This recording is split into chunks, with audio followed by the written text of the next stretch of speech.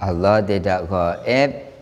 Halaman 16 adalah Al-Quran surat Al-A'raf. Diikuti dengan santai, Pak. Ngaji yang saya sampaikan adalah santai. Kalau ada kesulitan, walaupun di tengah-tengah proses belajar mengajar, nggak apa-apa untuk menyisipkan pertanyaan atau yang lain-lain boleh. Cuma waktu formalnya adalah jam terakhir. Ini jenengan sudah dekat untuk materi, dipastikan secara syar'i bahwa besok jenengan ujian makrifatnya bulan 12. Barangkali panjenengan memang betul-betul 80% jumlah hadir dan 20% jumlah ketidakhadiran. Halaman 16 Al-Quran surat Al-A'raf, yaitu ayat 205 menjelaskan, wadhkur rabbaka fi nafsika tadarru'a wa khifa wa dunal jahri minal qawli bil ghuduwi wal asoli wala takum minal ghafilin.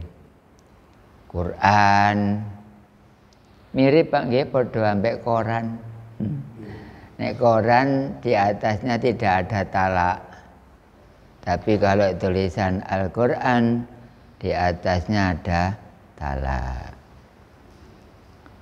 Wadkur lan ilingo sira kabeh, wadkur lan ilingo rabbaka ing pangeran sira kabeh, fi nafsika oleh eling kelawan nafas. Lho, nafas itu nganggo lesan tapi nganggo nafas. Berarti nggih ngajine ya tauhid iku. Tadarru'a yaiku kelawan sopan, wa khifa lan DP, wa dunal jahri lan duduk dikir sing banter, minal qauli sangka ucapan sira, bil guduwi oleh dikir mulai esok, wal asoli lan sore. Wala takun aja ana sira kabeh iku minal ghafilin dadi wong kang lali. Quran iku nek didalami ambek ahli tauhid melenceng gak ado-ado. Artinya adalah berzikirlah kamu semua kepada Tuhanmu di dalam nafasmu. Jadi zikir itu dengan nafas, bukan dengan lesan. Kalau dengan nafas itu namanya zikir khafi atau sholat daim atau zikir non-stop bahasa Inggris. Sholat daim adalah sowan yang selalu, tidak pernah putus. Maka zikirnya tidak menggunakan lesan tapi nafas. Nafas itu keluar masuk, Bang ya. Keluar masuk. Kalau keluar masuk menurut pelajaran tauhid adalah istighna dan ibtikor. Orang bernapas mengeluarkan mu'taqad 50 dan memasukkan juga mu'taqad 50, istighna bolone 28, iftikor 22. Kalau digabung 50. Jadi orang berzikir itu isinya nafas harus mu'taqad 50, termasuk sifat wajib 20, sifat mokal 20, dan sifat wenang sebanyak 10. Pemberitahuan Bapak dzikir itu tidak dengan lesan, dengan nafas. Terus bagaimana bisanya? Yang cocok adalah ngaji mu'taqad 50 supaya dzikir dengan nafas.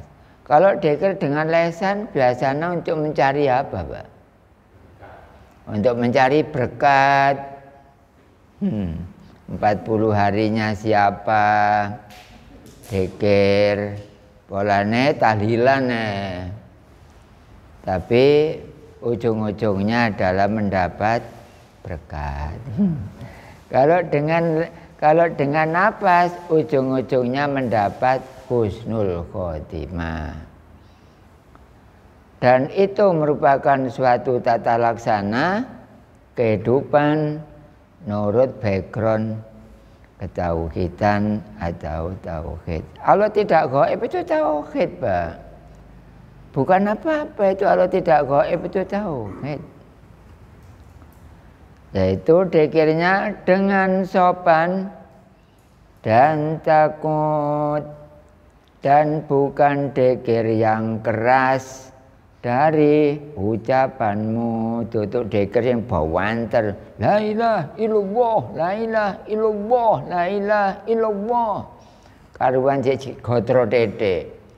Sing si A iku la ilaha, sing si B illallah. Dadi gobek nganan iku wae si A, gobek ngiri wae si B. Urunan. Dzikir urunan. Itu dzikir syar'i menggunakan lesan. Kalau dzikir hakiki menggunakan nafas. Kalau dengan lesan nggak akan bisa langgeng, nggak akan bisa terus, pasti putus-putus. Tapi kalau dengan nafas pasti berjalan terus. Dzikirnya dari pagi hingga sore, bil ghuduwi wal asol, wala takum minal ghafilin, dan janganlah kamu jadi orang yang lupa kepadanya. Nya kembali kepada kembali kepada Allah, nggih ya. Nya itu kembali kepada Allah. Inti yang terkandung dalam halaman 16 bahwa yang benar dzikir itu tidak diketahui orang. Kalau diketahui orang, lesan yang bergerak. Kalau tanpa diketahui orang adalah nafas yang bergerak. Yang benar yang mana? Kedua-duanya benar, tapi harus bisa menempatkan. Jangan-jangan benar tapi nggak bisa menempatkan. Berikutnya halaman 17. Penjelasan dzikir yang dimaksud pada ayat di atas adalah dzikir yang tidak dengan lesan dan tidak dengan hati. Loh, dengan lesan enggak, dengan hati juga tidak. Kalau dengan hati itu masih syariat, Pak. Karena syariat itu atau muamalah itu syariat dan torekot. Diangan-angan dalam hati karena itu amalan dari channel torekot. Dzikir itu kan ingat, ya harus jumpa dong, ngono dong ya. Harus jumpa. Dzikir ingat kepada Allah sih, Pak. Berarti jumpanya harus kepada Allah. Jangan-jangan dzikir tapi gak jumpa dengan Allah. Sekarang menurut pelajaran tauhid, dzikir itu mata hati melihat Allah, mata kepala melihat Allah, dan syarat utama sebelum itu maka harus berjumpa. Berjumpa dulu baru ingat.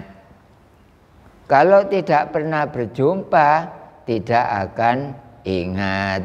Tapi kalau memang dia atau mereka mengakui saya ingat kepada Allah, tapi orangnya nggak pernah jumpa, ya sebab lazim maklum sih. Barangkali ngajinya masih 60%. Oh nggak apa-apa. Yang saya maksud itu jangan-jangan nggak ada persentase 0%. Ya terus kapan duwene pangeran? Ingat kepada Allah kapan? Tidak pernah ingat alias lupa. Kalau lupa besok di akhirat lawannya adalah palu. Kalau lupa ya dipalu. Nggih. Di neraka itu macam-macam, Bang. Ada yang di depan ini adalah alat yang besinya itu sekian, di belakang juga.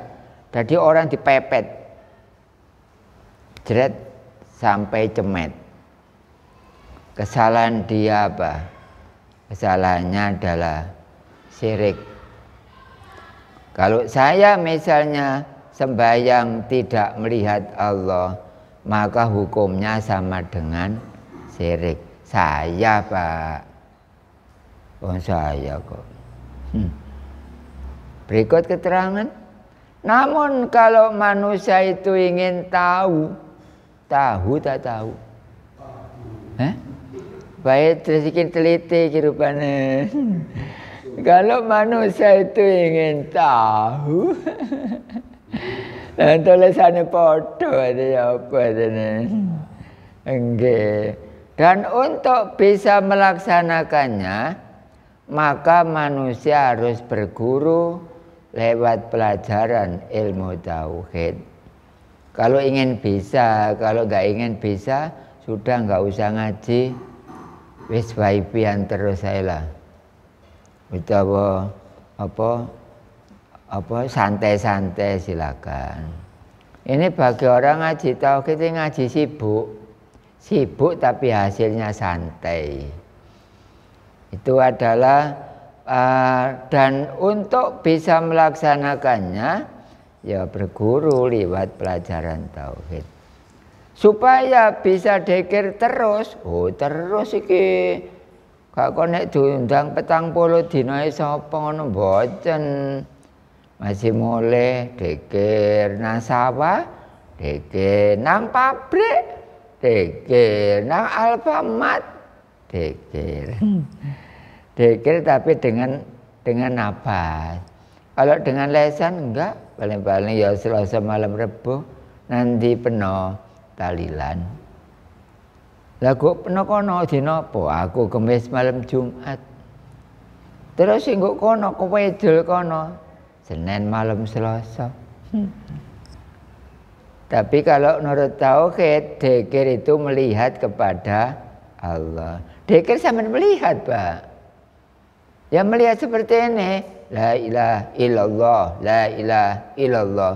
Mata kepalanya itu melihat kepada yang diingati bersama-sama dengan mata hati. Tapi jangan mata kaki.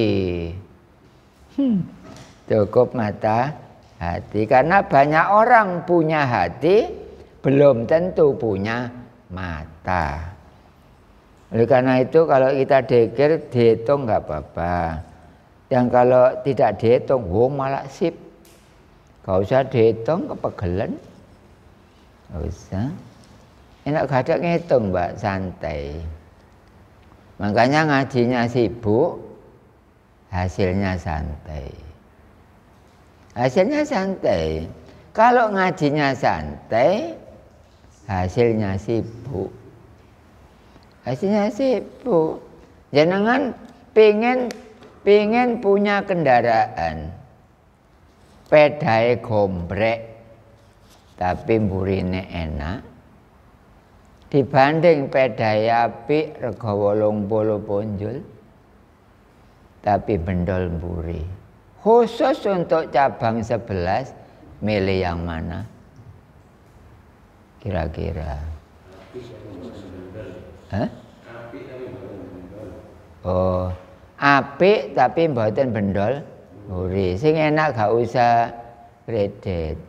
Sing enak dodol kuburan, insyaallah selesai. Nggih, dilunasi ya. Iya, tapi dosanya akeh-akeh. Gara-gara nggo sepeda motor metu boleh dosa tok. Lho, enak peda ongkel kok amat. Barangkali tanpa berhenti terus ya.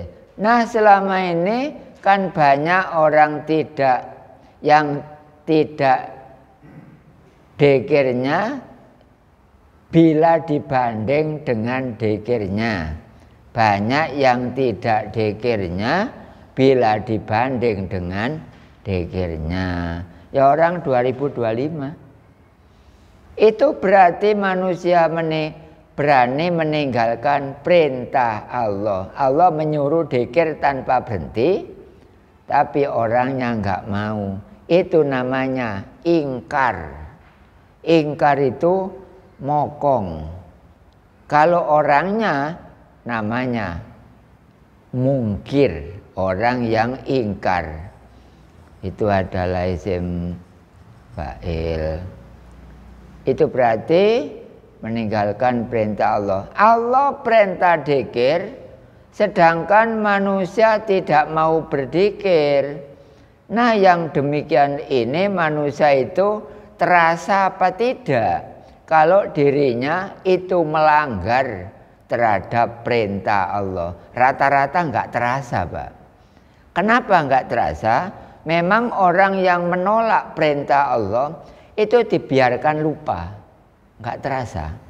Misalnya dia itu syirik, tapi nggak tahu. Nah, itu akibatnya. Ya nggak enak, Pak, wong nggak tahu ya. Lebih baik diberitahu supaya tahu itu bisa ngerubah sikap. Kalau dibiarkan berarti kan dia itu nggak tahu.